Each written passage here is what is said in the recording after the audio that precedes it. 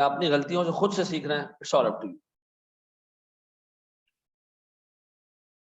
चलिए जी, अच्छा जी, आज की क्लास के बाद एक कॉम्प्रीहेंसिव क्विज डलेगा दोबारा, ठीक है जी। उसमें सिर्फ 5 सवाल होंगे और 5 सवाल ऐसे होंगे जिसके लिए आपको डिटेल वर्किंग करना पड़ेगी। अब वो नहीं होगा ए बी सी पे टिक करना है, ठीक है, डिटेल वर्किंग करना पड़ेगी और ये क्विज आहिस्ता आहिस्ता मुश्किल होते जाएंगे। इतना मैं आपको अश्योरेंस दे रहा हूँ, गारंटी दे रहा हूँ आपको।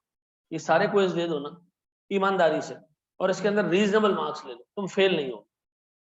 मैं हल्फिया आपसे एक बात कर रहा हूँ, कसम खा के, ला इलाहा इल्लल्लाह मोहम्मद रसूलुल्लाह। कल मेरी बात हो रही थी आई कैप के एक ऑफिशियल से और उससे मैंने डिस्कस किया, ये कल की बात है शाम, ठीक है जी।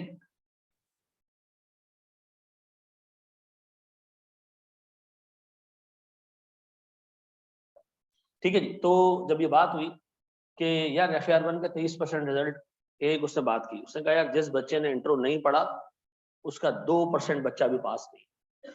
100 बच्चा अगर ऐसा अपीयर हो रहा था ना जिसने इंट्रो नहीं पढ़ा, ठीक है जी, साइंस बैकग्राउंड का बच्चा है, इंट्रो नहीं पढ़ा, 2% लोग पास होंगे, ठीक है जी। इस 23% में से मेजॉरिटी बच्चा ऐसा है जिसकी ये सेकंड अटेम्प्ट, ये फर्स्ट अटेम्प्ट नहीं थी। जब इतना आप लोगों को यार सारी चीजें पता है, सामने मुंह पे नजर आ रही है, मैं उससे रिक्वेस्ट करता रहा कि यार आखिर ऐसा क्या है जो FAR1 पास नहीं और पेपर सीधा है। उसने कहा अगर मैं आपको अहमद भाई उठा के पर्चा दिखा दूं ना किसी एक बच्चे का भी जो ये कहता है कि जी मैं तो जी 35 नंबर लेके फेल हुआ हूँ, मुझे लग रहा था मैं पास हो जाऊंगा, आप यकीन करो आप उसको 35 क्या, आप उसको 15 नंबर नहीं दो। हमने उसको खींच तान के 35 मार्क्स दिए कि यार किसी न किसी तरीके से ये लाइन क्रॉस कर, ठीक है जी। फिर यार आप लोगों को मैं देखता हूं, मैं दो बातें ना, दो लोग झूठ बोल रहे हो। एक बंदा कह रहा है भाई मैं सही हूं, दूसरा कह रहा है मैं सही हूं। आप कह रहे हो मैंने बहुत मेहनत की थी, मैंने पर्चा भी अच्छा दिया, एग्जामिनर कह रहा है नहीं यार पर्चा देखो आपको उल्टियां आ जाएंगी। किसकी बात सही है? मैं आपको परख सकता हूं, एग्जामिनर को तो नहीं परख सकता। लेकिन जब मैं आपको परखने जाता हूं तो फिर ये हाल है यार कि आप क्विज ही नहीं देते उठा, आप टेस्ट ही नहीं देते। देखो मैं फिर एक बात बता दूं, इस इंस्टीट्यूट में खास तौर पर जिस सब्जेक्ट को मैं पढ़ाता हूं, मैं कभी भी ये नहीं सोच के पढ़ाता कि सामने बैठा हुआ बच्चा मेरा स्टूडेंट है। मैं हमेशा ये सोच के पढ़ाता हूं कि सामने बैठा हुआ बच्चा अपने माँ बाप की उम्मीदें लेकर आया। तुम भी ऐसे बैठे बैठे मदरसा किसी दिन, ठीक है जी, और तुम्हें भी कोई चीज समझ नहीं आती तो जलील होते रहते, मेक श्योर ये बच्चा जलील ना हो। लेकिन माशाल्लाह वो बच्चा चाह रहा है कि नहीं यार अल्लाह करे कि मैं जलील हूँ, मर्जी आपकी अपनी है, ठीक है। मैं किसी पॉइंट पे अपना रवैया तब्दील नहीं करूंगा, आपके एक बुरे रिस्पांस को देख के मैं पढ़ाता रहूंगा, क्योंकि इस क्लास के अंदर ये 112-13 बच्चे भी हैं जो क्विज देने वाले। इस क्लास में करंटली तुम्हें पता है 160-65 बच्चा बैठा हुआ, 150 कम से कम बैठा है। तो इसका मतलब इस क्लास में बहुत सारे बच्चे ऐसे जिन्होंने क्विज नहीं दिया, छोड़ दो जो रिकॉर्डेड ले रहे हैं। बेटा आपकी मर्जी है, मैं बार बार बता रहा हूं, देखो अल्लाह ताला मौका देता है, पूरा पूरा मौका देता है आपको कि आप अपने वसाइल से अच्छी जगह जा सकते। नहीं जाओगे तो हमारे एक मौलाना साहब थे, 1 मिनट तुम्हारा और लूंगा फिर मैं पढ़ाना शुरू करूंगा। वो कहते थे इंसान से सबसे ज्यादा प्यार कौन करता है? माँ बाप नहीं करते, अल्लाह करता है। अल्लाह कहता है मैं 70 माओं से ज्यादा प्यार करता हूँ अपने बंदे से। ऐसा है, एक माँ और 70 माओं जितना प्यार हो, वो खुदा प्यार करता होगा ना, नुकसान देगा तुम्हें? कभी नहीं देगा ना। तुम्हारी हर कोताही को माफ भी कर देगा जैसे तुम्हारी माँ कर देती, ऐसा।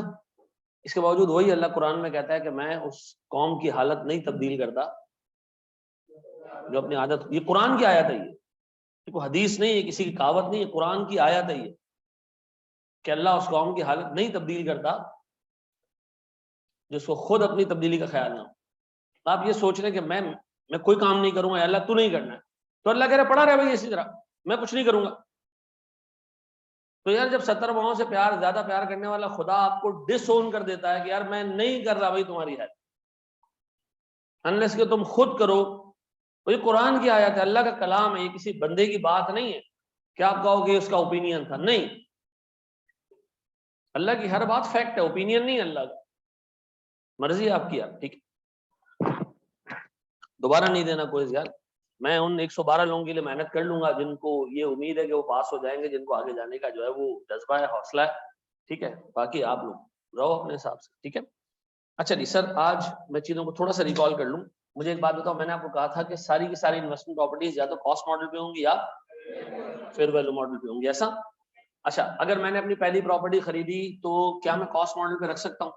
हाँ, रख दें आप। फिर आपकी आगे जितनी प्रॉपर्टीज आएंगी वो किस पे होंगी? कॉस्ट मॉडल पे होंगी। अगर मैंने अपनी पहली प्रॉपर्टी खरीदी फेयर वैल्यू मॉडल, तो आगे वाली सारी किस पे रखनी है?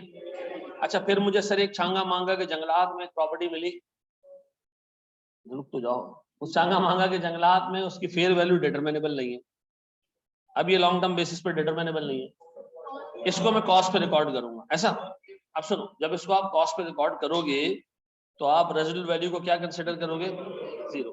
अब एक फर्क सुनना, अब एग्जामिनर को एक चीज पता है कि बच्चे को क्लास में बताया गया है कि रेजिडुअल वैल्यू को कॉस्ट मॉडल में क्या रखना है, वो आपसे आपको घेरता है, वो कहता है जनाब एक कंपनी है जिसने पहली प्रॉपर्टी खरीदी कॉस्ट मॉडल पे रखी, तो बताओ इस कंपनी का वैल्यूएशन मॉडल क्या है? Cost model. इधर रेजिडुअल वैल्यू जीरो रखूंगा? नहीं, रेजिडुअल वैल्यू को कब जीरो रखना है? जब आप फेयर वैल्यू मॉडल पे चल रहे हो और एक प्रॉपर्टी ऐसी आ गई जिसको आप फेयर वैल्यू पर रखना चाह रहे थे लेकिन उसकी फेयर वैल्यू डिटरमिनेबल नहीं है, तो मजबूरी में आपने क्या किया?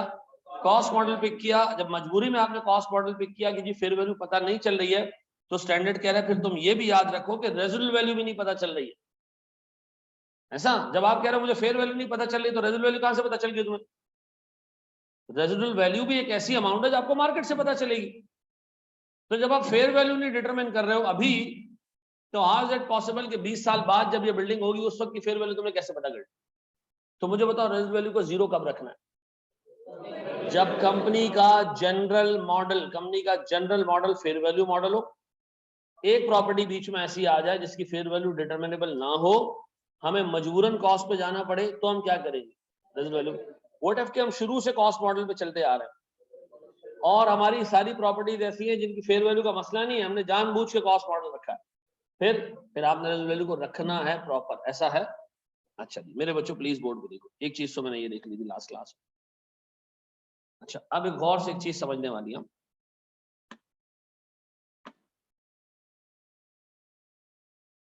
हट जा भाई,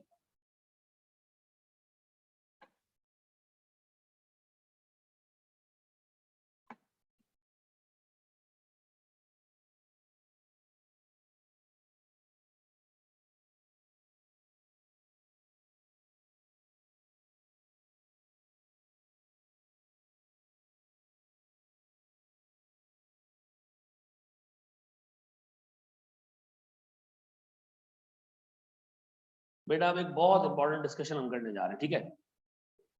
दो डिस्कशन है हमने, ठीक है? बोर्ड में देखना दो दोस्त। मुझे एक बात बताओ, मैंने ना फेयर वैल्यू मॉडल पिक कर लिया, और जो सुनो, फेयर वैल्यू मॉडल पिक कर लिया, इसका मतलब आगे की सारी प्रॉपर्टीज किस पे चलेंगी? अच्छा, थोड़े टाइम बाद मुझे लगा कि यार ये तो गलती हो गई, मुझे तो कॉस्ट मॉडल पिक करना चाहिए था। अब मैं कॉस्ट मॉडल पे जा सकता हूँ, मैं कह रहा हूँ स्विच, क्या कर सकता हूँ मैं? मॉडल स्विच कर सकता हूँ? नहीं कर सकता, याद रखना हम नहीं कर सकते, हम मॉडल को स्विच, डे वन पे तुमने डिसीजन ले लिया ना कि मैं इन्वेस्टमेंट प्रॉपर्टीज को फेयर वैल्यू मॉडल पे रखूंगा, तो अब कॉस्ट मॉडल पे किसी सूरत में भी, अच्छा अगर हम कॉस्ट मॉडल पे थे, हमने डे वन से कॉस्ट मॉडल पे किया, सारी प्रॉपर्टीज को डेप्रिशिएट किए जा रहे हैं, इंपेयर किए जा रहे हैं, थोड़े टाइम बाद हमें लगा कि यार हमें फेयर वैल्यू मॉडल पे क्या हो जाना चाहिए? स्विच कर जाना चाहिए। अब बताओ ये अलाउड है? याद रखना मेरे बच्चों, ये वाले सिनेरियो में स्टैंडर्ड आपको अलाउ करता है कि आप अपनी अकाउंटिंग पॉलिसी को क्या कर दो? चेंज कर दो। सुनो सुनो, स्टैंडर्ड कहता है अकाउंटिंग पॉलिसी को जब चेंज करो, अकाउंटिंग पॉलिसी को जब चेंज करो जब वो ज्यादा अच्छी इंफॉर्मेशन दे। मुझे एक बात बताओ, एक प्रॉपर्टी की कॉस्ट ज्यादा अच्छी इंफॉर्मेशन है और उसकी फेयर वैल्यू यही फेयर वैल्यू तो ये बताएगी ना अभी कितने की है। कॉस्ट तो हमने कहा भाई हमने 1962 में खरीदी थी, तो ज्यादा अच्छी और रेलेवेंट इंफॉर्मेशन कौन सी है? तो अगर आप कॉस्ट पे चल रहे थे, आप फेयर वैल्यू पे आना चाहते हो, तो स्टैंडर्ड आपको क्या करेगा? अलाउ कर देगा कि ठीक है यार तुम ज्यादा बेहतर पॉलिसी पे जा रहे हो ना, चले जाओ, कोई टेंशन नहीं। लेकिन एक चीज याद रखो, आप गौर से सुनो, 2016 में मेरे पास ना प्रॉपर्टी चल रही थी कॉस्ट मॉडल पे, 2017 में भी कॉस्ट मॉडल पे, ऐसा 2018 में भी कॉस्ट मॉडल पे, 2019 पे भी कॉस्ट मॉडल पे, 2020 में आके मैंने कहा नहीं, मैं फेयर वैल्यू मॉडल पे जाना चाहता हूं। अलाउड है?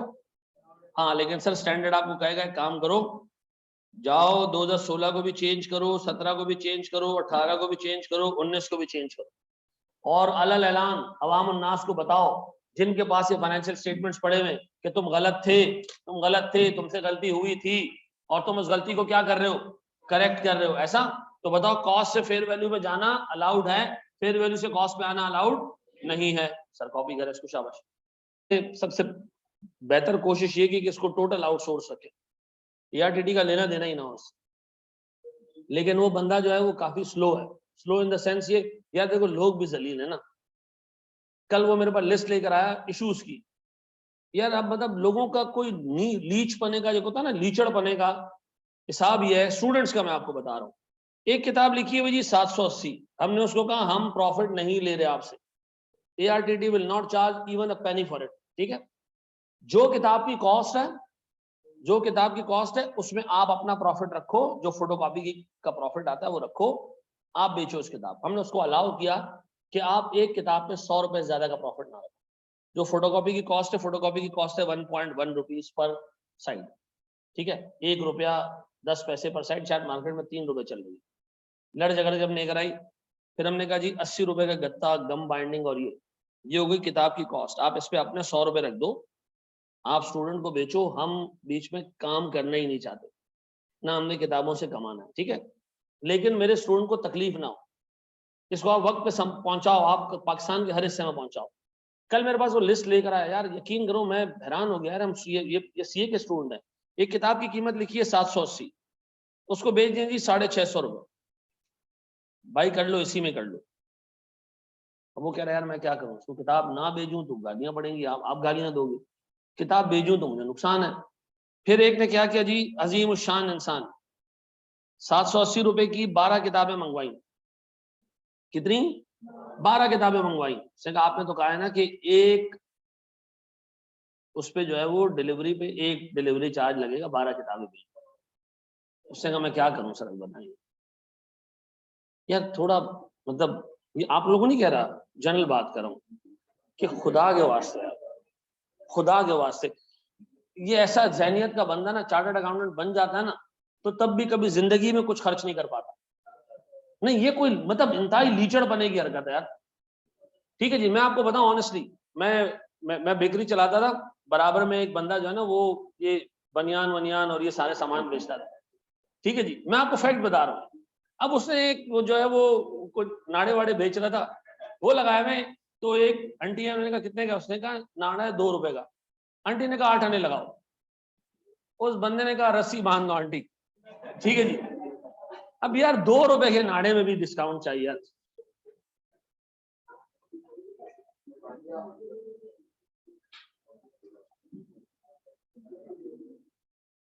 इसके बाद पता है, अच्छा लास्ट टाइम मैंने क्या थक हार के कहा मैं सॉफ्ट कॉपी में दे रहा हूँ, खुद प्रिंट निकाल, उस पर भी गालियां पड़ी कि प्रिंट निकाल के देना, हम थोड़ी कहीं से जाके प्रिंट निकालेंगे, प्रिंट महंगा पड़ रहा है। तो यार एक हाल में ना इदारा चाहता है कि एसोसिएट ही ना हो, कि ये रखो भाई किताब खुद छप, उसके बाद भी गालियां हमें पड़ रही, व्हाट्सएप के ग्रुप पे गालियां, मतलब ऑलमोस्ट गालियां पड़ रही। ये कोई तरीका थोड़ी है मैनेजमेंट, तो भाई हमारा है ही नहीं। कल मैंने उस बंदे से सारा काम समेटा, सब समेटा उससे काम। ठीक है, मैंने कहा दफा करो भाई, आप नहीं कर सकते। मैंने कल अपने सिस्टर इन लॉ को कहा, मैंने कहा यार ये तुम ऐसी बैठी भी हो, ये बच्चों को यहाँ से भेज।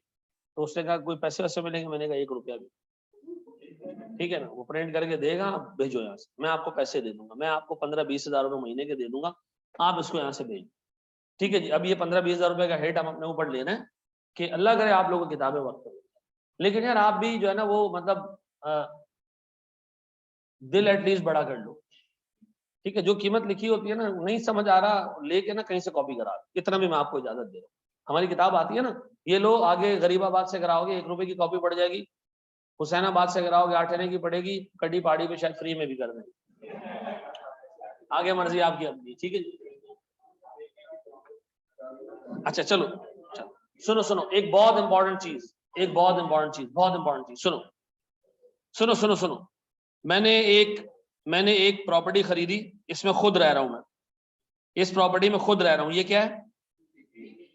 मैंने इसको कॉस्ट मॉडल पे रखा, बोर्ड पे देखो, इस पे रखा, और मैंने एक प्रॉपर्टी खरीदी, ये मेरी इन्वेस्टमेंट प्रॉपर्टी है, इसको भी मैंने कॉस्ट पे रखा। इन दोनों में फर्क क्या होगा?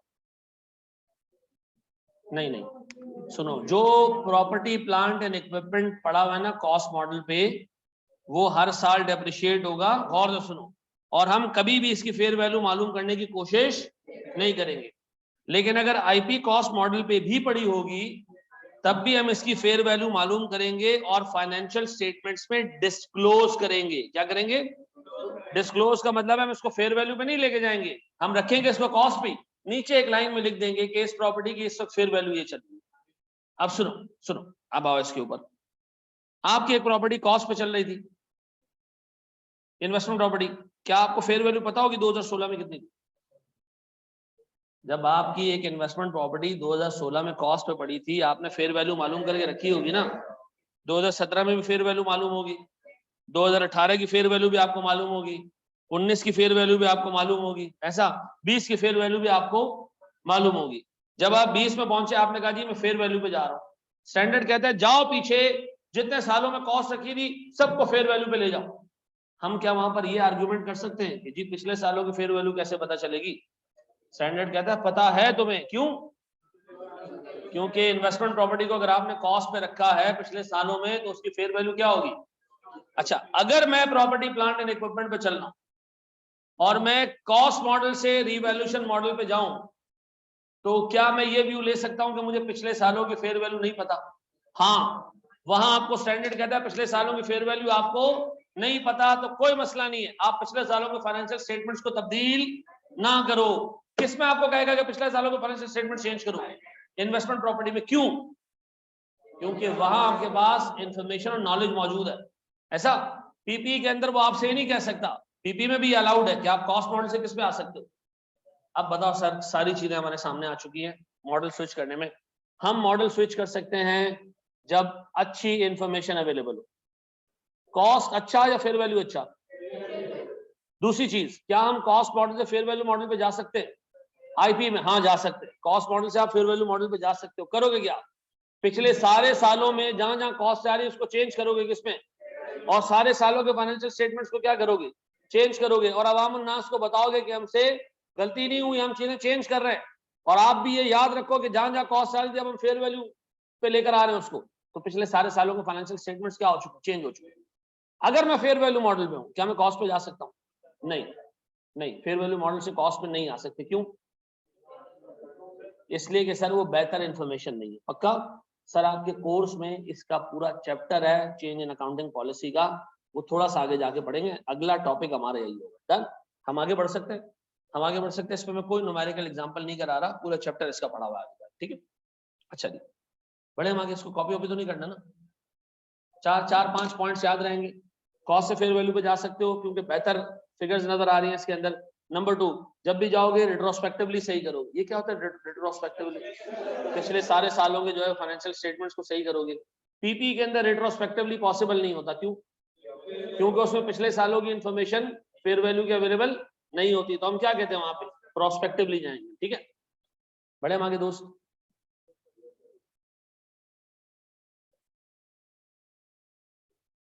चलो मेरे बच्चों, एक स्टेप आगे जाओ। सुनो अच्छे तरीके से एक चीज सुनो। स्विच देख लिया हमने, मॉडल्स का स्विच। अब गौर से वर्ड सुनना। Transfer in, out of investment property. सबसे ज्यादा पास पेपर के सवाल इस एरिया पे हैं। क्यों? इस एक एरिया में सारी अकाउंटिंग टेस्ट हो जाती है।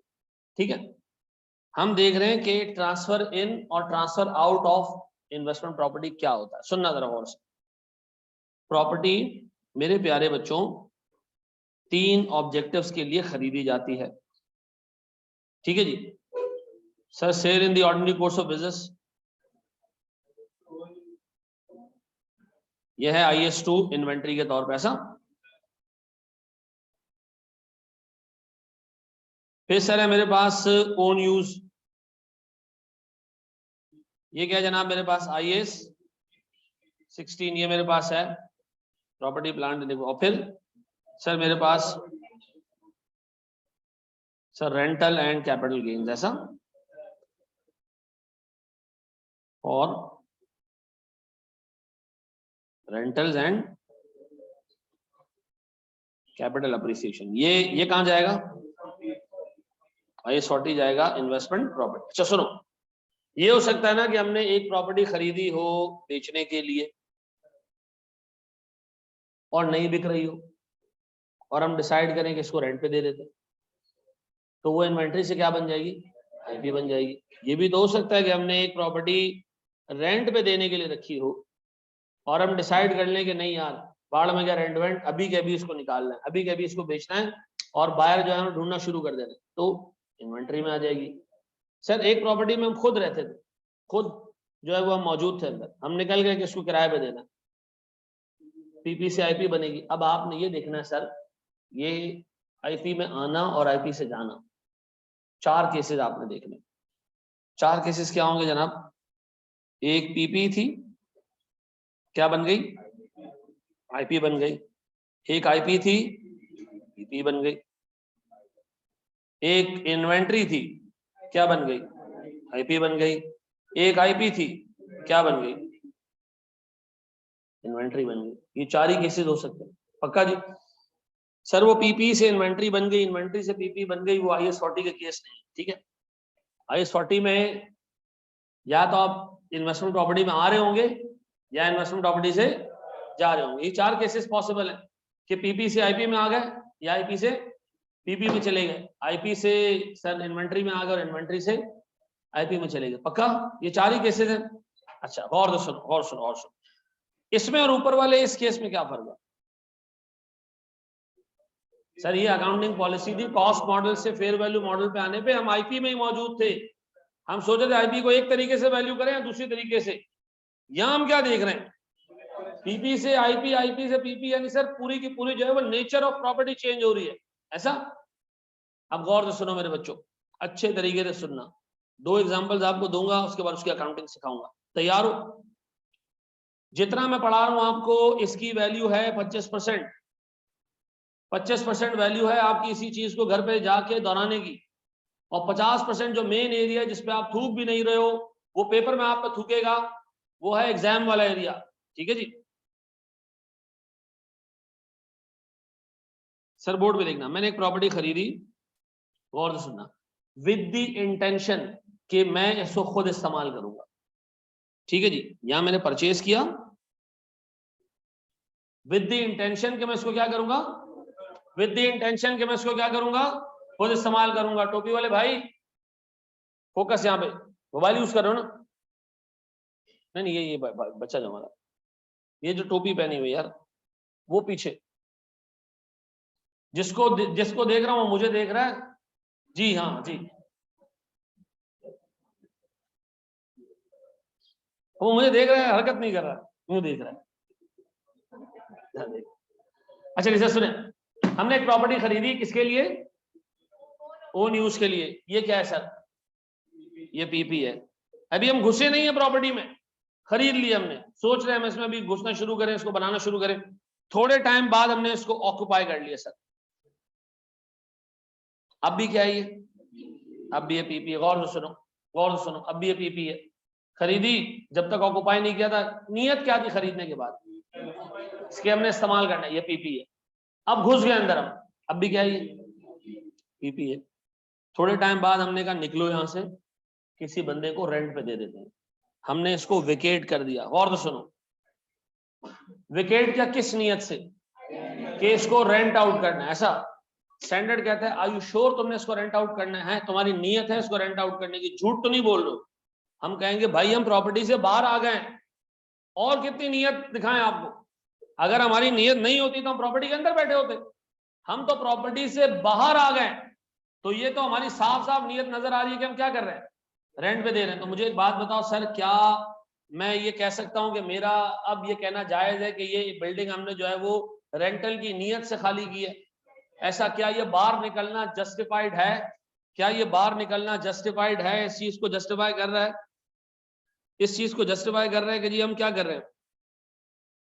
यार एक बात बताओ, आवाज आ रही है मेरी? ऑनलाइन बोलो, आवाज आ रही है?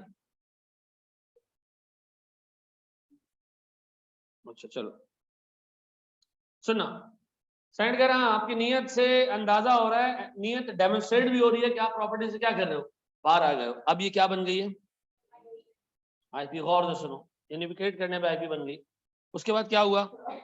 खाली रही थोड़े टाइम में, ठीक है जी। हम ढूंढते रहे किराएदार, यहाँ जी किराएदार मिल जाए, ठीक है जी। इसको हमने क्या कर दिया? लीज आउट कर दिया। क्या कर दिया? अभी भी क्या है ये ऐसा। गौर से सुनो, किराएदार कुछ अरसे यहाँ रहे, किराएदार के बच्चे बहुत शरारती थे, ठीक है जी। उन्होंने सामान तोड़ फोड़ के, हमने कहा निकलो भाई, तुम लोग इंसान के बच्चे ही नहीं है, तुम लोग जाओ किसी दूसरी जगह रहो, यहाँ तुम लोग रहने के लायक नहीं है। सुनना जरा गौर से, निकाल दिया हमने इनको। निकाला किस नियत से निकाला? कि हम अब खुद आ रहे हैं वापस। नहीं, अपना घर है भाई, ये परायों को दे दिया तो उसने बड़ा गलत कर दिया, ठीक है जी। हम खुद आ रहे हैं, ये दोबारा विकेट हो गई। गौर से सुनना, स्टैंडर्ड कहता है जनाब दो तुम बाहर निकल आए हो, ये किराएदार को निकाल चुके हो, किराएदार को निकाल चुके हो, लेकिन यार अभी भी जब तक तुम इसको खुद ऑक्युपाई नहीं करोगे ये पीपी नहीं बनेगी। गौर से सुनना, उसकी वजह है, उसकी वजह है स्टैंडर्ड के अंदर ये बात लिखी हुई है कि IA-16 में वो प्रॉपर्टी जाएगी जो ओनर ऑक्युपाइड होगी। तो मुझे बताओ ओनर ऑक्युपाइड है या नहीं है? ये नहीं सर, अभी तो ओनर ने ऑक्युपाई नहीं किया है, खाली कर दिया है। अच्छा, स्टैंड कहता है जनाब आपने खाली किए में भी आपकी नियत की दूसरा किराएदार आ जाए, ठीक है जी। तो आप सर जब तक ओनर इसको रीऑक्युपाई नहीं करेगा, अब बताओ यहाँ क्या हो गया? रीऑक्युपाई हो गया। अब ये बन गया पीपी, ऐसा। अब मुझे एक चीज ये बताओ सर, गौर से सुनना, हम आईपी किस स्टेज तक पढ़े रहे? ये हमारा वो स्टेज था जिसमें हम क्या थे? आईपी थे, ऐसा। यानी इस नियत से मकान को खाली करना कि आपने रेंट पे देना है, ये आईपी बन गया। आईपी बन गया सर, मकान खाली करा दिया किराएदारों से इस नियत से कि हम इसको रीऑक्युपाई करेंगे। अब ये पीपी नहीं बना जब तक कि हम इसको। अब बताओ ट्रिगर्स क्या है? ट्रिगर्स क्लासिफिकेशन चेंज कब होगी? ट्रिगर्स क्या है? पीपी से आईपी में कब आओगे? जब आप इस बिल्डिंग को खुद जिसमें आप थे खाली कर दोगे, खुद जिसमें आप थे आप खाली कर दोगे इस नियत से कि मैं इसको रेंट आउट कर दूं, ये क्या बन जाएगी? आईपी। और अगर एक आईपी है किराएदार को निकाल दूं तो ये पीपी बन जाएगा? नहीं, स्टैंडर्ड कहता है जब रीऑक्युपाई करोगे तो। अच्छा, इसका मतलब है हमारे पास जो ट्रिगर्स हैं वो क्या है sir? Number 1 IP2, sorry PP2,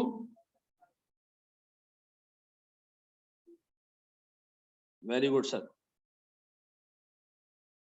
vacation with the intention to lease out या rent out, ऐसा। और सर हमारे पास दूसरे केस में IP2 P पे है सर क्या चीज?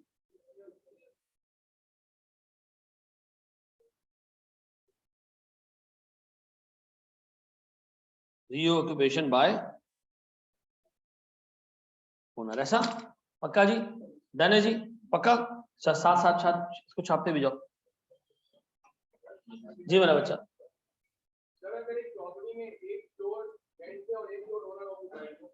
आधी प्रॉपर्टी आईपी है और आधी प्रॉपर्टी पीपी है, तो अभी आगे आएगा ज्वाइंट यूज प्रॉपर्टी का पूरा हिस्सा हमारे पास आ रहा है।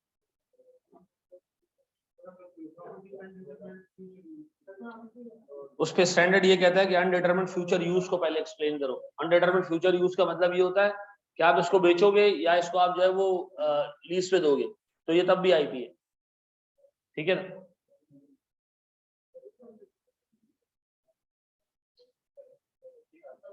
हेडिंग दिखानी।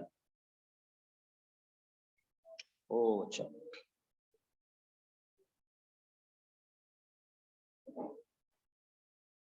पहले ठीक है। सुनो सुनो सुनो सुनो, एक बात बताओ, सुनना कान खोल के, जो मैं छोटी छोटी बात कर रहा हूँ देखो काम की बात है।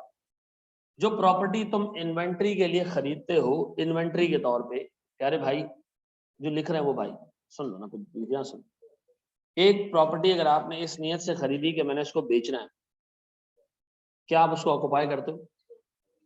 अगर आपने उसको ऑक्युपाई कर लिया ना, फिर वो इन्वेंट्री नहीं हुई, ये याद रखना। आपने अगर उसको ऑक्युपाई कर लिया वो इन्वेंट्री नहीं हुई, ये दिमाग में रखना, ठीक है जी। गौर से सुनो, मैंने एक प्रॉपर्टी खरीदी विद द इंटेंशन कि मैं इसको शॉर्ट टर्म में बेच दूंगा, ऐसा, ये मैंने परचेज कर ली, ये क्या है, इन्वेंट्री। मैं कभी किसी पॉइंट पे भी इस प्रॉपर्टी में घुसा ही नहीं, ठीक है जी। गौर से सुनना, थोड़े टाइम मैंने इसको रखा मार्केट पे, नहीं बेच पाया, नहीं बिका, ये नहीं बेच पाया। एक टाइम आया मैं थक गया, मैंने कहा यार ये नहीं बिक रही है, एक काम करो, लोगों के पास पैसे नहीं है, कोविड का सेशन चल रहा है, ठीक है जी, लोगों के पास कोई जो है वो कैश अवेलेबल नहीं है भी तो लोगों ने रखा हुआ छुपा के, यार हालात आगे पता नहीं कैसे आए, तो कोई भी बंदा कैपिटल एसेट खरीदने को, बड़े एसेट खरीदने को तैयार नहीं है। तो मैंने कहा यार सस्ते दामों बेचने से बेहतर है इसको शॉर्ट टर्म में हम क्या करते हैं, रेंट पे दे देते हैं। गौर से सुनना, मैंने इधर एक डिसीजन लिया, डिसीजन टू रेंट आउट। बताओ इस पॉइंट से पहले प्रॉपर्टी क्या थी, खाली, डिसीजन लेने के बाद भी क्या है, खाली। नीयत सिर्फ चेंज हो गई है कि मैं पहले इसको बेचना चाह रहा था, अब नीयत क्या है। तो मुझे एक बात बताओ, क्या मैं इसको आईपी में ले जाऊं, नहीं, स्टैंड कहता है नहीं नहीं नहीं नहीं नहीं, सिर्फ नीयत की बेसिस पे ना अकाउंटिंग नहीं होगी। आपने क्या, आप डेमोन्स्ट्रेट कैसे करोगे, तो ऊपर भी तो हमने कहा था ऐसे ही है कि खाली थी, नहीं सर वहां हम जाके ऑक्युपाई हो गए, सर वो शुरू से पीपी थी, यहां हमने जब विकेट किया हमारी इंटेंशन क्या थी, खाली इंटेंशन थी, नहीं सर हम बाकायदा प्रॉपर्टी से बाहर आए थे। क्या यहां आप कह सकते हो कि मैं प्रॉपर्टी से बाहर आया हूं, नहीं, ऑलरेडी प्रॉपर्टी खाली थी। स्टैंडर्ड कहता है देखो इस केस में, देखो छोटी छोटी चीजें बेड़ा गर्क कर क्या होगा कि नहीं समझोगे। स्टैंडर्ड कह रहे नहीं, यहां अभी भी इन्वेंट्री है, अभी भी इन्वेंट्री है, ये आईपी नहीं बनेगी। आपने कहा ऊपर तो बन गई थी, हमने कोई मतलब किसी को दी थोड़ी थी, हमने खाली कर दी। उसने कहा खाली करना आपकी इंटेंशन को डेमोन्स्ट्रेट कर रहा था, जस्टिफाई कर रहा था, लेकिन यहाँ ऑलरेडी खाली है। अब आपसे सोच रहे हो खाली पुलाव बना रहे, नहीं मैं बेचता नहीं हूँ, मैं काम करता हूँ, मैं इसको रेंट आउट कर दूं। स्टैंड कहते हैं this is not a sufficient information, not a sufficient evidence जो कि आपकी फ्यूचर इंटेंशन को जस्टिफाई करे। तो हमने कहा फिर क्या करें, उसने कहा वेट करो। सर हमने यहाँ के ना इसको लीज आउट कर दिया। अब हम स्टैंडर्ड के पास गए, हमने कहा अब आईपी बना लें, उन्होंने कहा अब आईपी बना लो। क्यों, अब आपने लीज आउट कर दिया, आपने लीज आउट कर दिया, रेंट आउट कर दिया, तो कहानी खत्म। इसका मतलब है इन्वेंट्री से आईपी कब बनता है, जब आप प्रैक्टिकली उसको लीज आउट करते हो, ऐसा। बताओ पीपी से आईपी कब बनता है, प्रैक्टिकली लीज आउट नहीं करते हैं, खाली कर देते हैं उसको इस नियत से कि स्टैंडर्ड कहता है आपकी नियत जस्टिफाई हो गई प्रॉपर्टी खाली करने से, कोई टेंशन नहीं है। अब एक बात बताओ, हमने इसको लीज आउट रखा, थोड़ा टाइम पता चला ये जो जिसको हमने घर दिया है उसके बच्चे बहुत आराम खो रहा है, हमने कहा निकलो निकलो, हम इसको क्या कर रहे हैं, दोबारा बेचेंगे, इसको दोबारा बेचेंगे, बाढ़ में हम इसको दोबारा बेचेंगे। स्टैंडर्ड कहता है तुमने विकेट करा दिया, विकेट कराने पे अब भी क्या है ये, हमने कहा वो क्यों, इन्वेंट्री भी तो खाली होती है। उसने कहा नहीं, यही तो मसला है कि तुम्हारी नीयत जस्टिफाई नहीं हो पा रही कि तुमने इसको फर्दर रेंट आउट के लिए खाली कराया या बेचने के लिए। तो हमने कहा आप क्या करें, गौर तो सुनना। स्टैंडर्ड ने कहा आप एक काम करें, गौर तो सुनना, आप सर डेवलपमेंटल स्टेप्स लेना शुरू कर दें। ठीक है जी, ये क्या होते हैं, आप प्रॉपर्टी की मुरम्मत करना शुरू कर दी कि मैं इसको बेचने वाला हूँ। जब भी आप प्रॉपर्टी बेचते हो आमतौर पे मार्केट का नॉर्म है आप उसको साफ सुथरा करके बेचते हो, ऐसा आपने साफ सुथरा करना शुरू कर दिया, बायर ढूंढना शुरू कर दिया, अपनी वेबसाइट्स पे आपने जो है ना वो ये डालना शुरू कर दिया कि भाई अब ये रेंट के लिए अवेलेबल नहीं है बल्कि बेचने के लिए अवेलेबल है। ठीक है जी, आपने वो तमाम स्टेप्स लिए जो एक प्रॉपर्टी को बेचने के लिए एक रीजनेबल इंसान लेता है। तो मुझे बताओ अब ये क्या बन गई है, अब ये बन गई है इन्वेंट्री, ऐसा। सर थोड़े टाइम बाद मैंने इसको सेल आउट कर दिया, अब ये क्या बन गई, कैश बन गई, खत्म हो गई, इन्वेंट्री भी नहीं है। ठीक है जी, बिक गई, खत्म, निकल गई हमारी किताब से जी।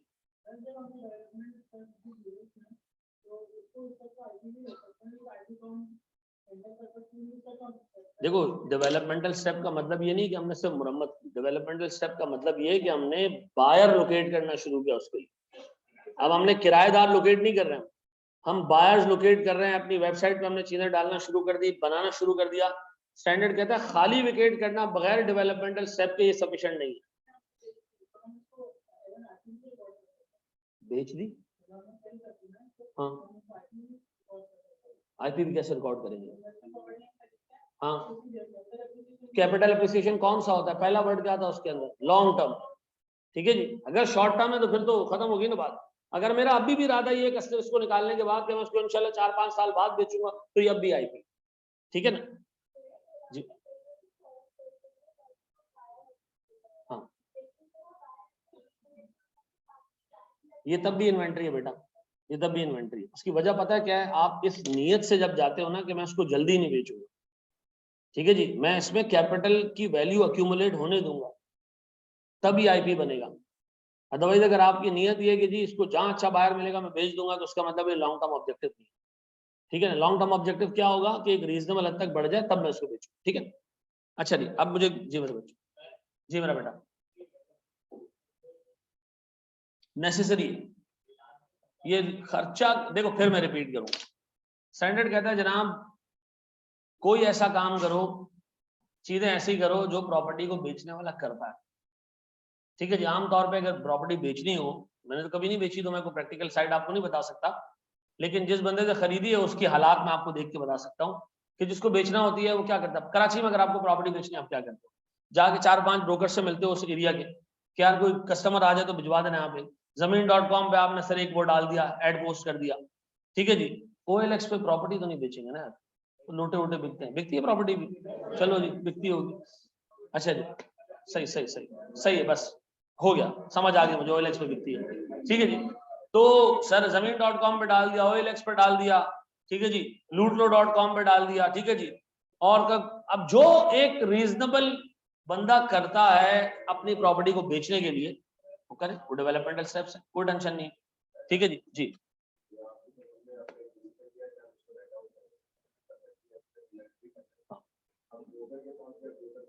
इसके बावजूद नहीं, इसके बावजूद नहीं, स्टैंडर्ड कहता है जनाब इन्वेंट्री चलती है कॉस्ट मॉडल पे, अगर आप आईपी पे ले आओगे तो उसमें फेयर वैल्यू का गेन बुक होना शुरू हो जाएगा। तो प्रूडेंट मतलब बंदा ये करेगा कि जब तक ये लीज आउट नहीं होती हम इसको आईपी में नहीं डालेंगे, ठीक है ना। अब बताओ हमारे 4 ट्रिगर्स हैं सर, इसमें ट्रिगर्स क्या है मेरे बच्चों, प्लीज बोर्ड में देखना। अभी तक आई कैप के एग्जामिनर ने आपसे बेसिक अकाउंटिंग पूछी है इसकी, ये नहीं किया कि आपको डेट्स में घुमाया हो, तो कोई वईद नहीं है, सीए फाइनल में वो करता है, डेट्स में घुमाता है, इस दिन ये काम किया, फिर डायरेक्टर्स ने डिसीजन लिया, फिर हमने जाके ये किया। अब आपको डेट पिक करना होती है जहां ये इन्वेस्टमेंट प्रॉपर्टी बनी है या इन्वेस्टमेंट प्रॉपर्टी से निकली है चीज। मुझे बताओ इधर ट्रिगर्स क्या है, मुझे बताओ सर। अगर हम इन्वेंट्री से आईपी में जाना चाह रहे हैं, क्या करें हम, एक्चुअल में रेंट आउट, ऐसा। और अगर हम आईपी से इन्वेंट्री में आ रहे हैं,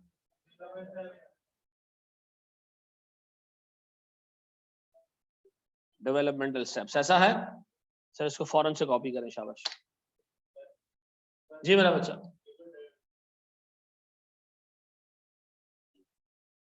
वो सारी रेनोवेशन, उसका नाम कुछ भी हो, जिससे क्या हो, इकोनॉमिक बेनिफिट्स में इजाफा। अच्छा कैसे इकोनॉमिक बेनिफिट्स में इजाफा कैसे होता है, मिसाल के तौर पर एक प्रॉपर्टी में आपने स्विमिंग पूल बनवा दिया, इकोनॉमिक बेनिफिट्स में इजाफा कैसे होगा,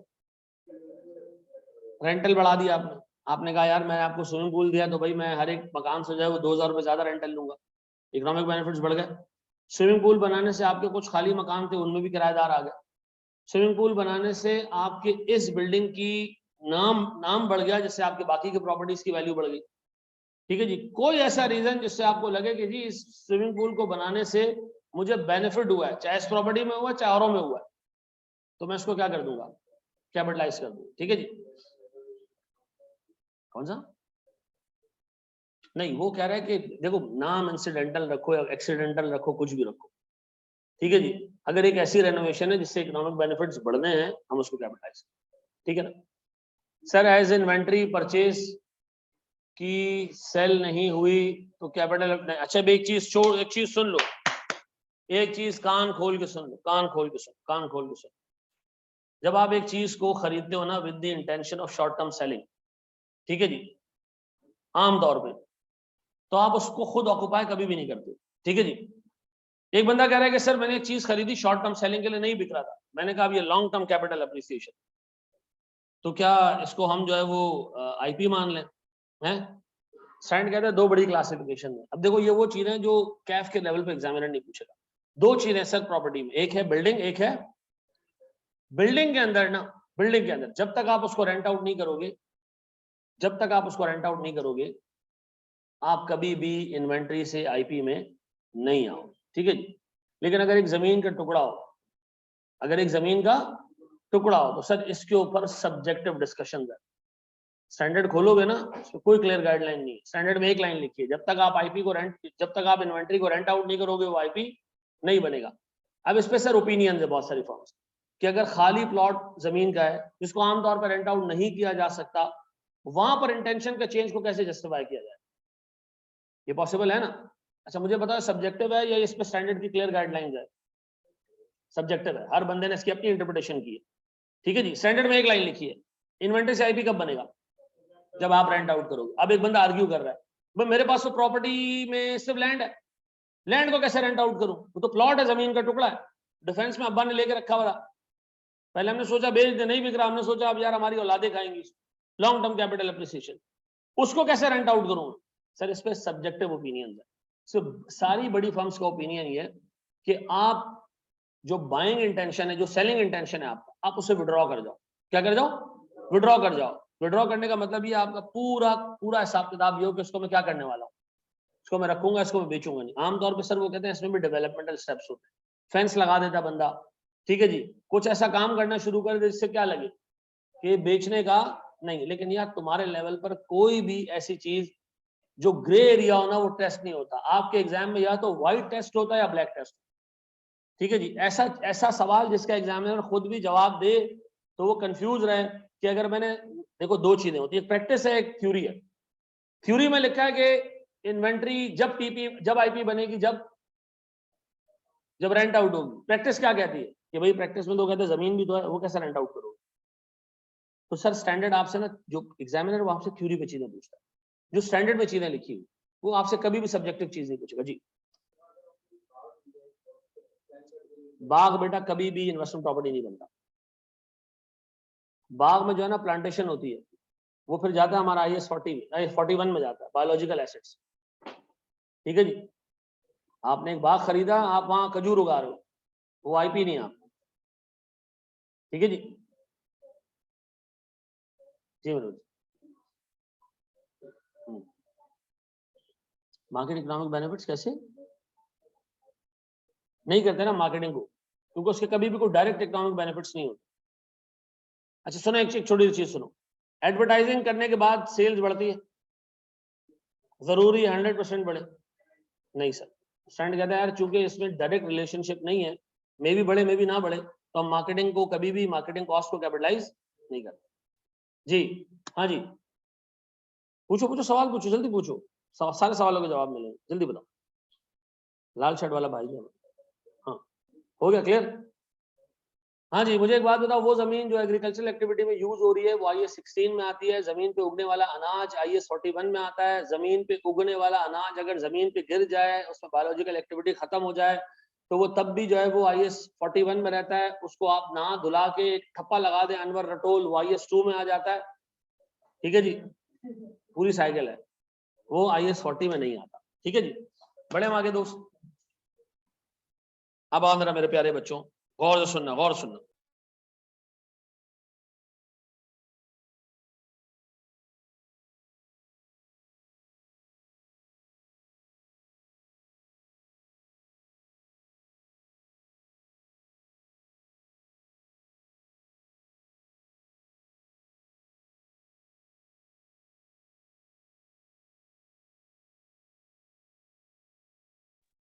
अच्छा चलो मैं मंगवा देता हूँ, मैं मंगवा देता हूँ। अच्छा जी सर सुनिएगा दोस्त, सुनो प्यारे भाई, ये मैंने आपको आखिर में दिखानी थी, ठीक है जी, ताकि आप इसको समझें।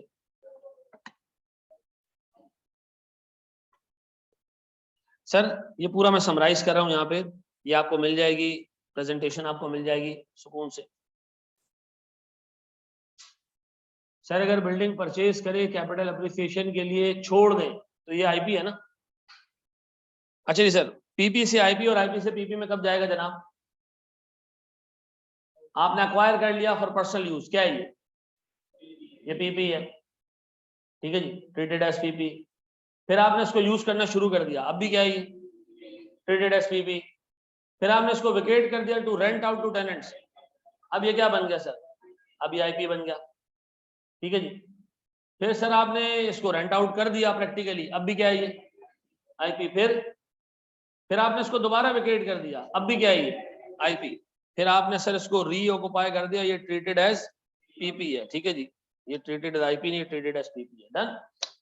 अब सर इसकी अकाउंटिंग है वो हमने अभी आगे जाके देखनी है, ठीक है।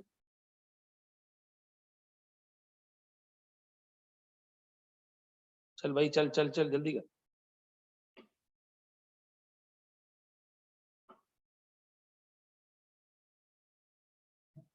मैं कर भी लिया।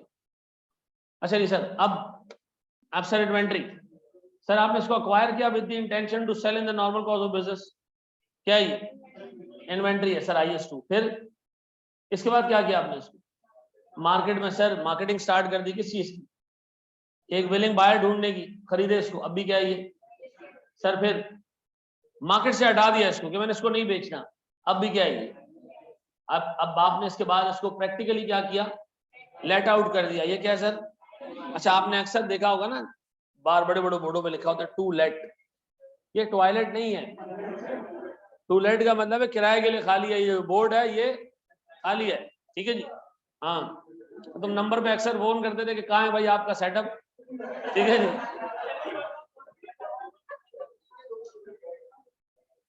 यहाँ देखने, अब ये क्या बन गया जनाब IS40। अब बताओ IS40 से निकल गए, विकेट कर दिया आपने सर, ये अब भी आईपी है। इसके बाद आपने क्या किया सर डेवलपमेंट करना शुरू कर दी, अब ये क्या बन गया IS2, ऐसा है। उसके बाद आपने इसको बेच दिया तो ये इन्वेंट्री से भी चला गया, ऐसा है पक्का जी, ये ट्रिगर्स याद रहेंगे। अब मैं एक एक की अकाउंटिंग पिक करने जा रहा हूँ, 4 केसेस हैं, 4 केसेस हैं, 8 अकाउंटिंग है, कितनी 8 अकाउंटिंग है, ठीक है जी। शुरू करें, एक एक की आपने जर्नल एंट्रीज देखनी है तरीके से, और फिर इसके बाद आपने सवाल सॉल्व करने मेरे साथ डिस्क्लोजर्स बना, ठीक है।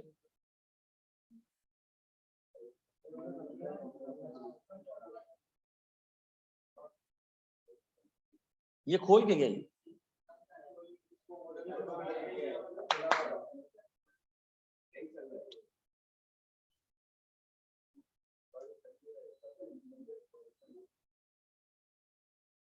ये मेरे सर पे लग जाएगा। चलो चलो जी मेरे बच्चों बोर्ड में, सर बिल्डिंग कैपिटल अप्रिसिएशन के लिए IS40 में ही जाती है, ट्रांसफर पर देखते हैं बाकी चीजों को, क्या मतलब बिल्डिंग कैपिटल अप्रिसिएशन पर IS40 में ही जाती है, हाँ यहां तक तुम्हारी बात सही है। ट्रांसफर पर देखते हैं बाकी चीजों को, बाकी क्या चीजें होती हैं, चलो मैं थोड़ा समझ लूं सवाल को, मैं जवाब देता हूँ। आधा सवाल तुम्हारा बिल्कुल सही, आधा स्टेटमेंट तुम्हारा सही है। अच्छा ओके चलो जी, बोर्ड में देखना मेरे बच्चों, बोर्ड में देखना, सारी चीजें छोड़ो, हम जा रहे हैं किस पे,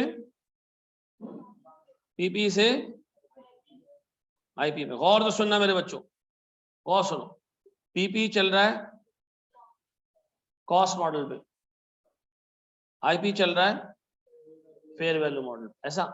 सुनो सारी चीजें छोड़ दो, बोर्ड पे देखो, दो बहुत ही इंपॉर्टेंट डिस्कशन पूरे फाइनेंशियल रिपोर्टिंग की, जो जिंदगी में आप पढ़ोगे ना उसके लिए इंपॉर्टेंट कॉन्सेप्ट क्लियर कर लो चीज।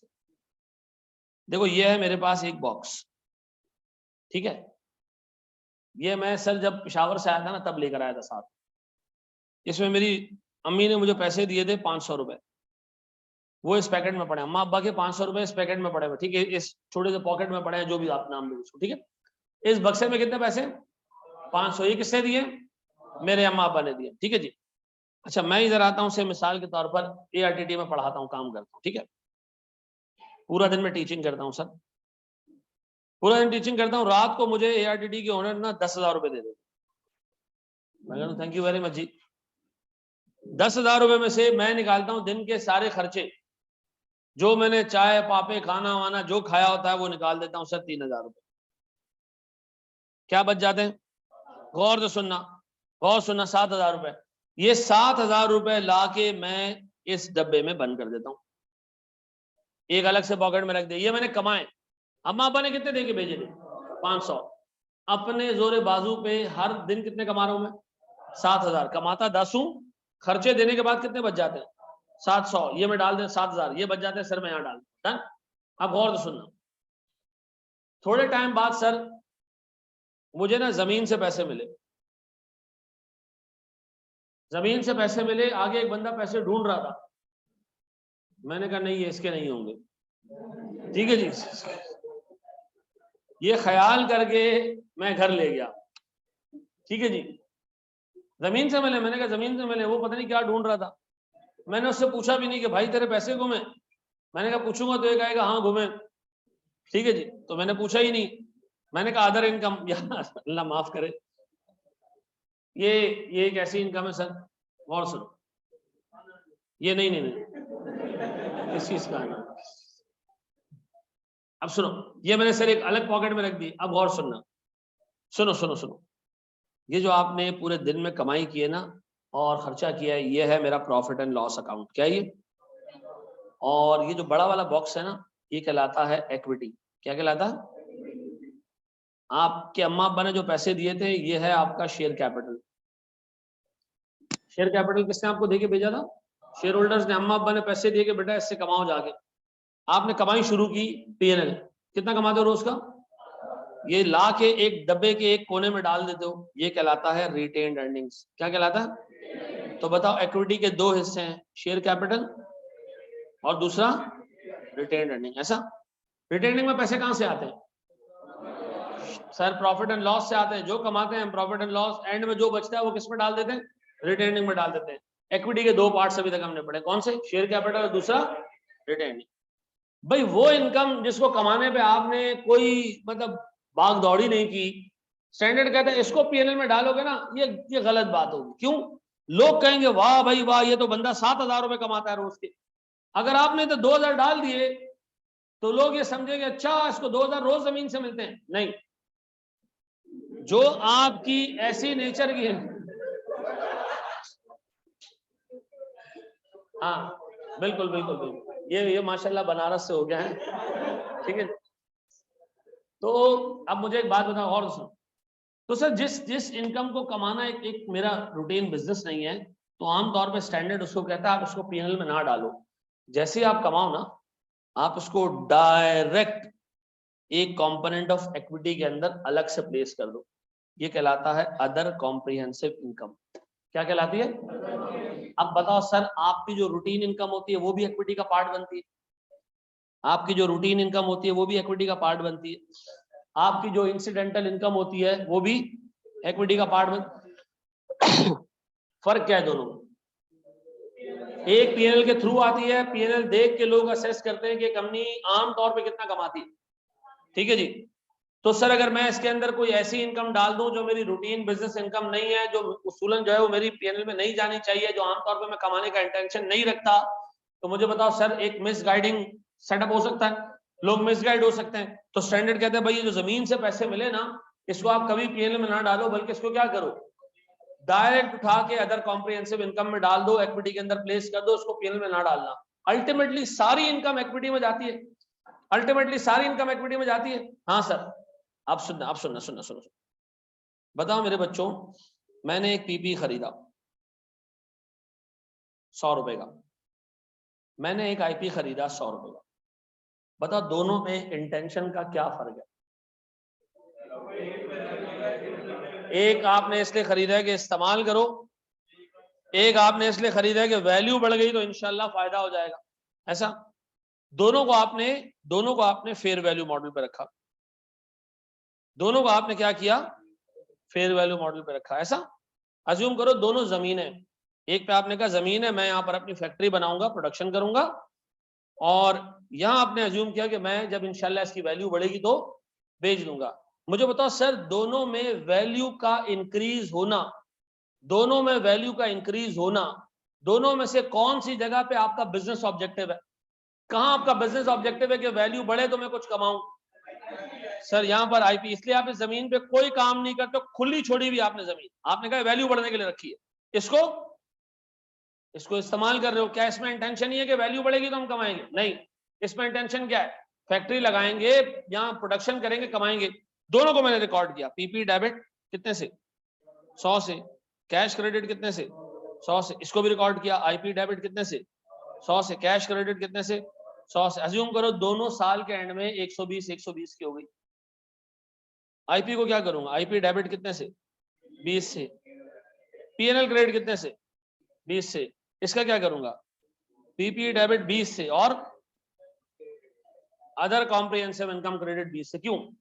क्योंकि हमारा यहाँ ऑब्जेक्टिव थोड़ी था जमीन खरीदने का कि हम इस पे पैसे बढ़ गए तो हम कमाई करेंगे, नहीं, वहां हमारा ऑब्जेक्टिव है इन्वेस्टमेंट प्रॉपर्टी में, प्रॉपर्टी खरीदी इसीलिए थी कि यार वैल्यू बढ़े। हमने अपने शेयर होल्डर्स को बताया, अम्मा अब्बा को बताया कि हम एक घर खरीद रहे हैं, मकान खरीद रहने के लिए नहीं, घबराओ नहीं, किसके लिए, कमाने के लिए। भाई वैल्यू बढ़ेगी तो बेच देंगे इंशाल्लाह।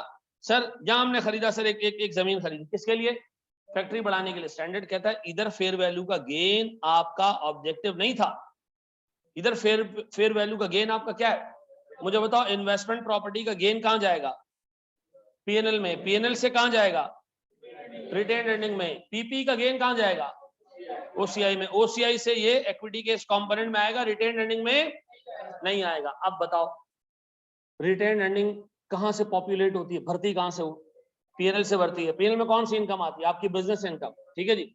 मुझे बताओ सर जो मेरी ऐसी इनकम है जो इंटेंशन नहीं है, ये देखो बहुत आसान अल्फाज में समझा रहा हूँ, आगे अदर कॉम्प्रिहेंसिव इनकम एक पूरी दुनिया है, लेकिन तुम्हें रूट पता चल गई कि दो टाइप की इनकम है।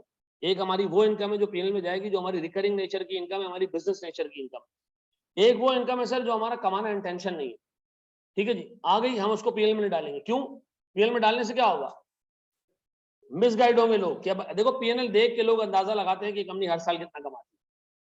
पीएनएल में अगर एक ऐसी इनकम डल गई जो रूटीन नहीं है तो क्या होगा, लोग कहेंगे यार हर बार इतना कमाती होगी, जबकि हर बार इतना नहीं आता। तो मुझे बताओ कहां जाना चाहिए, अदर कॉम्प्रिहेंसिव इनकम में। तो कितने टाइप की इनकम है, इंटेंशनल कहां जाएगी, पीएनएल से रिटेन अर्निंग, फिर जो अनइंटेंशनल है वो अदर कॉम्प्रिहेंसिव इनकम से, अदर कंपोनेंट ऑफ इक्विटी में। कहां पर, अदर कॉम्प्रिहेंसिव इनकम से कहां जाएगी, इसको हम क्या कहते हैं, इसको हम क्या कहते हैं, अदर कंपोनेंट, ठीक है जी। ऐसा अब बताओ इक्विटी के कितने कंपोनेंट्स हैं, 3, एक शेयर कैपिटल है, फिर एक रिटेन अर्निंग है। रिटेन अर्निंग कहां से भरती है, अदर कंपोनेंट कहां से भरेगा, ओसीआई से। पक्का ये समझ आता है, सर कॉपी कर लें, शाबाश, पहले कॉपी कर लें ताकि फिर मैं आपको ट्रांसफर की अकाउंटिंग सिखाऊं।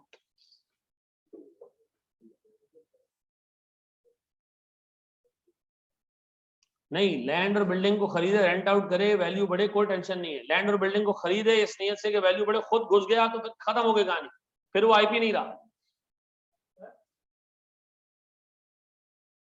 डिस्काउंट रिसीव्ड हमेशा पीएनएल में जाएगा, ओसीआई किधर जाएगी, इक्विटी में रहेगी, और किधर जाएगी। जी जी मेरा बच्चा बोलो।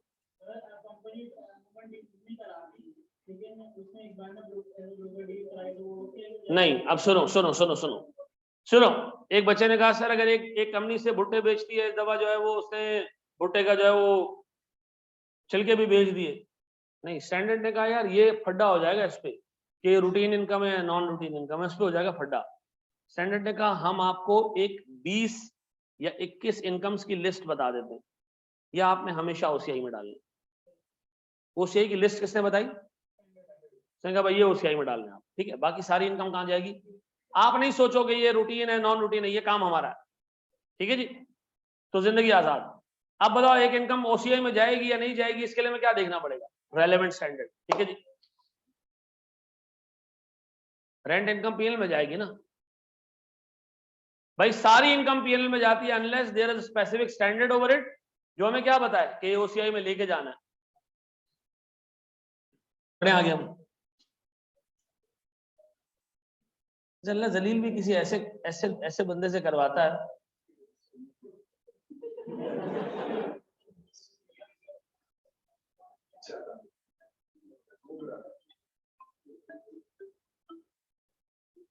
चलो जी आओ मेरे बच्चों, एक स्टेप आगे जाते हैं।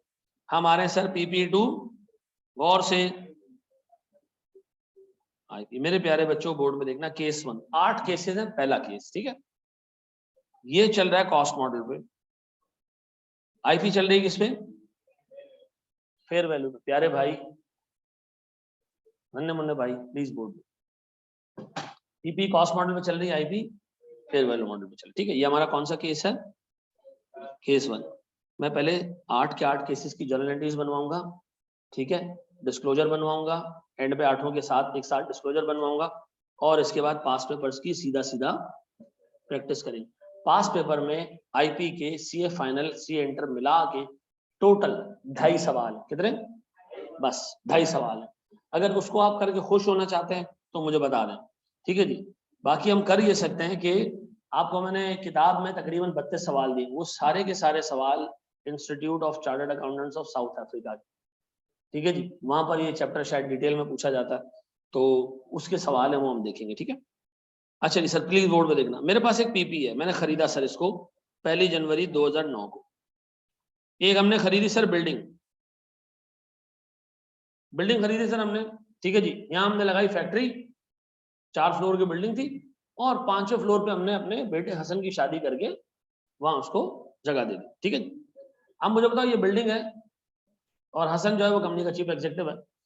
अब मुझे एक चीज ये बताएं सर, ये पूरी की पूरी बिल्डिंग क्या है हमारी? पीपी है। ये हमने खरीदी कितने की? 100 रुपए की। डन। 5 साल इसकी लाइफ है बिल्डिंग की, जैसे 10 साल लाइफ है, हर साल इस पर डेप्रिसिएशन कितना आएगा? आपने बिल्डिंग खरीदी है किस काम के लिए? सर यूज करने के लिए, ठीक है जी, यूज करने के लिए खरीदी हमने।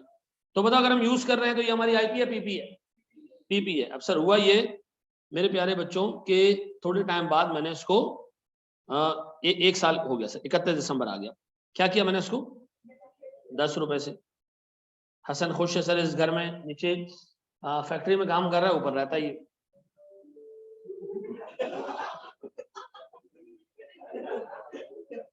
भाई को ज्यादा इन्फॉर्मेशन, ठीक है जी।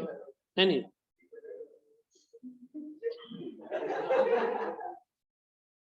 अब देख लो भाई सर, 10 रुपए की और डेप्रिसिएशन आ गई, कितनी रह गई? 80। ये कैरिंग अमाउंट हमारे पास किस डेट पे? 31 दिसंबर 2010 पे, ठीक है जी। कोविड आ गया सर, कोविड आ गया तो सर अब हमारा बिजनेस तो ठप हो गया। अब हमने क्या किया, पूरी की पूरी बिल्डिंग खाली करो, इस पूरी की पूरी बिल्डिंग को हम आउटसाइड किसी बंदे को क्या करते हैं, रेंट पे दे देते हैं। अब बताओ हम किस मॉडल पे चल रहे हैं? कॉस्ट मॉडल पे चल रहे हैं। एसेट हमारे पास कौन सा है? पीपी है। अच्छा हमने क्या किया, पूरी की पूरी बिल्डिंग खाली करवा दी 1 जनवरी को, पूरी बिल्डिंग खाली, ठीक है जी। एंटायर बिल्डिंग हमने वेकेट करा दी। मुझे बताओ अब ये आईपी बन गई? हमने यही पढ़ा था कि पीपी को खाली कर दो हिरवंशियों तो वो क्या बन जाता है? आईपी बन जाता है। पीपी को खाली कर दोगे इस इंटेंशन से कि इसको रेंट आउट करना है तो क्या बन जाएगा? आईपी बन जाएगा। सर ये आईपी बन गया, गौर से सुनना, गौर सुनना मेरे बच्चों, ये आईपी बन गया। सर आज के दिन इसकी फेयर वैल्यू चल रही है 145 रुपए।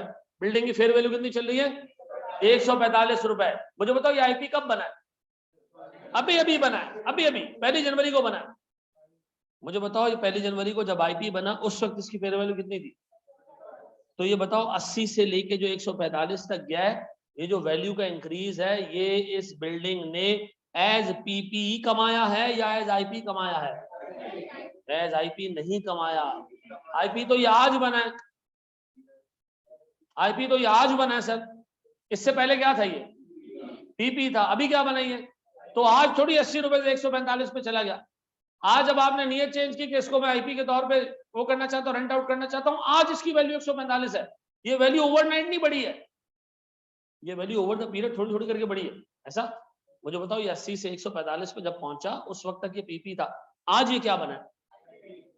क्या इस 80 रुपए के एसेट को 145 पे अगर मैं लेके जाऊं तो ये गेन आईपी के तौर पे जाना चाहिए या पीपी के तौर पे? पीपी के तौर पे। स्टैंडर्ड कहता है भैया मसला ये कि तुम्हारी 2 पीपी कॉस्ट मॉडल पे चल रही है, लेकिन तुम आईपी में जाओगे वो किस मॉडल पे? वो फेयर वैल्यू मॉडल पे। तो तुम एक काम ये करो, पहले इस पीपी को क्या करो, रीवैल्यू करो, बढ़ा दो इसको। कितना? 145 माइनस 80 कितना? 65। और very good sir, other comprehensive income कितना? 65। ये आपने कब एंट्री पास करनी है? 31 दिसंबर 2010 पे। डन। अब बताओ अगले दिन या उसी दिन मैं क्या करूं? आईपी डेबिट कितने से? और पीपी ग्रेड कितने से? इसका मतलब है मैंने करना क्या है, और तो सुनो, मैंने करना क्या है, 3 स्टेप का प्रोसीजर।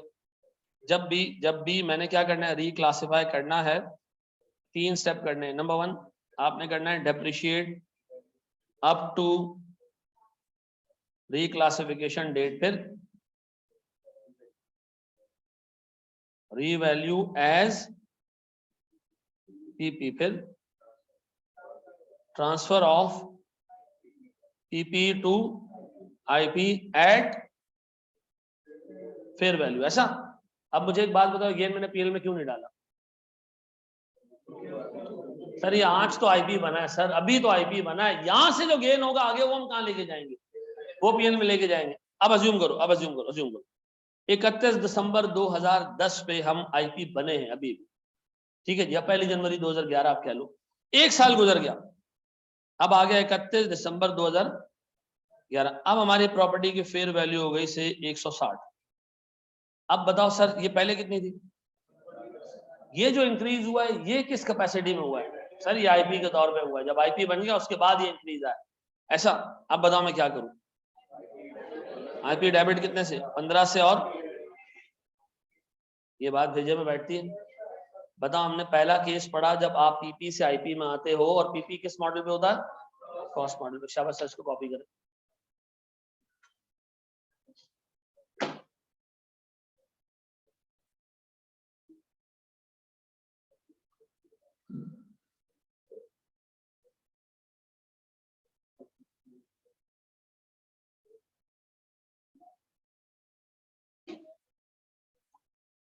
जी मेरा बच्चा,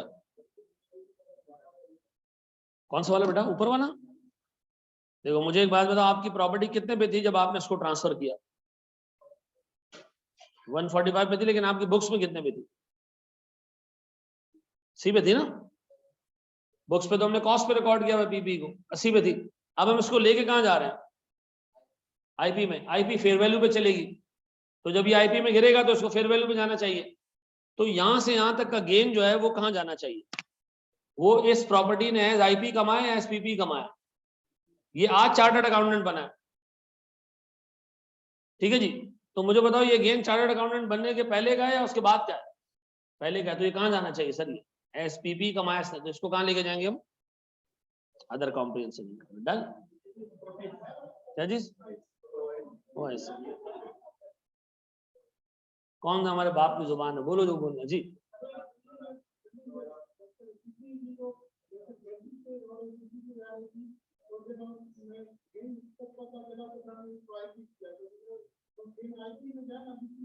वेरी गुड सर। मुझे एक बात बताएं, ये गेन जब कमाया, अच्छा ये आईपी नहीं बनती, गेन था अभी भी, अगर मैं इसको आईपी नहीं बनाता, इसकी फेयर वैल्यू 145 थी।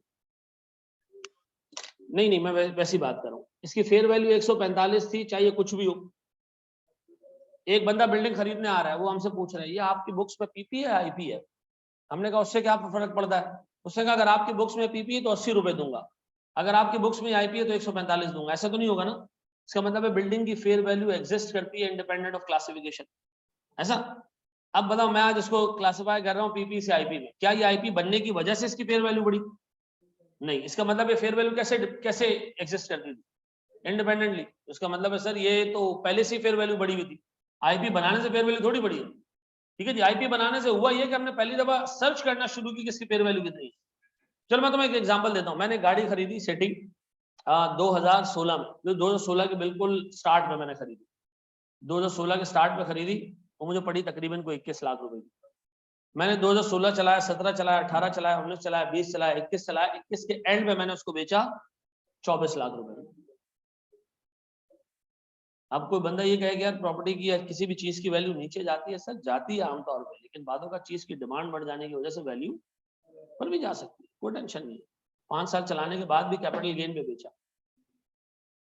दूसरी गाड़ी ली, अब वो मुझे पड़ी तकरीबन कोई 36 की, अब वो तकरीबन 37-38 की चल रही है, 37-38 की चल रही है। हाँ बहुत महंगी होगी गाड़ी भाई।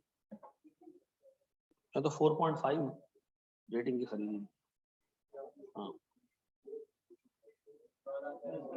स्क्रॉल अप करें जी। बाकी मेरे पास 2 साइकिलें, एक तुम्हारे लिए रखी है, उसमें सीट नहीं है। हाँ।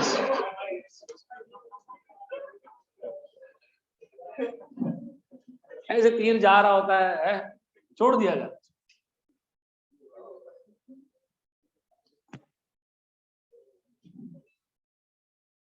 नहीं माशाल्लाह बड़ा गरीब बच्चा है, इसको काफी दफा जो है मैं घर छोड़ने गया हूँ साइकिल पे, ठीक है ना।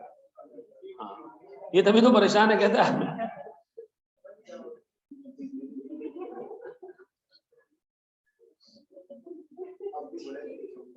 हैं?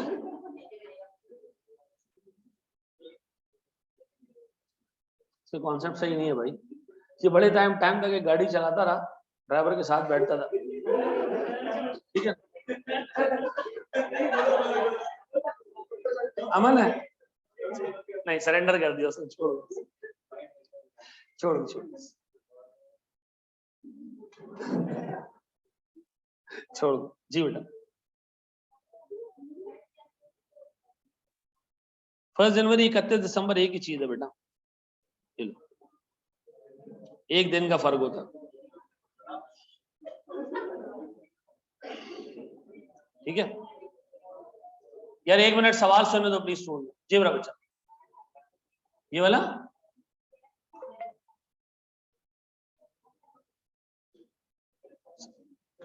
क्लियर हो गया। फर्स्ट स्टेप क्या लिखा, definition up to reclassification date. जी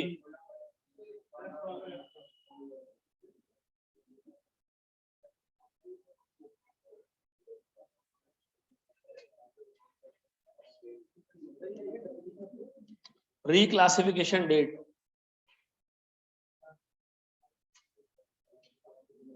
हमारी क्लास है कब तक? 2 बजे तक है।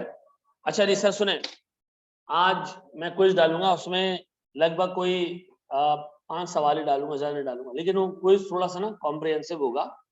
और एक काम करना, आप अपने भलाई के लिए कि जिस पेज के ऊपर लिखोगे ना, जिस पेज पे काम करोगे, उसको पीडीएफ में कन्वर्ट करके, वो कैम स्कैनर का एक वो आता है, ऐप आती है, उससे कन्वर्ट करके आप वहां अपलोड कर देना, ठीक है। आप वहां अपलोड कर देना, ठीक है। ग्रुप पे कोई जल्दी डाल दिया करें। देखो यार मैं यहाँ से फारिग होता हूँ 7:30-8 बजे, उसके बाद मैं जाके सब खाना खा के क्विज बनाना शुरू करूँ ना, आपका एक क्विज जिसमें 5 सवाल होते हैं ना, मुझे बनाने में 1.5 घंटा लगता है, 1.5 पौने 2 घंटे लगते हैं, वो बना हुआ नहीं। अब मैं आपको पढ़ाया ना, मुझे आपको पता चला आज कि आपका कौन सा एरिया वीक है, तो मैं उस एरिया पे ही जाके सवाल बनाऊँ, ठीक है ना। तो वो थोड़ा सा टाइम खाएगा, ठीक है। थैंक यू वेरी मच जी, जज़ाकल्लाह।